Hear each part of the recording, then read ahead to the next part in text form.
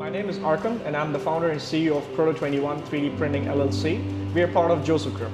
We are a 3D printing company that got an opportunity to just help Dubai Police to provide these face shields that have come in very much high demand for the COVID epidemic. And they're going to use them and give it to them to DHA. The other print farm that we have, that is a complete of 40 machines that are FDM based on thermoplastic. And each machine can produce 8 models of the face shields in just 12 hours again. And we complete as a company has a capacity of around 200 face shields in a day. In this crisis situation, we as a company are really honored to help Dubai Police in their safety and security measures. Thank you.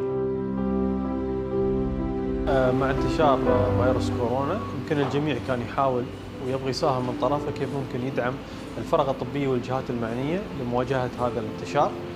واحدة من الأمور اللي رصدناها في الإنترنت اللي هي القناع الطبي الفيس شيلد وطريقة طباعته عن طريق تقنية ثلاثية الأبعاد اللي هو 3D printing.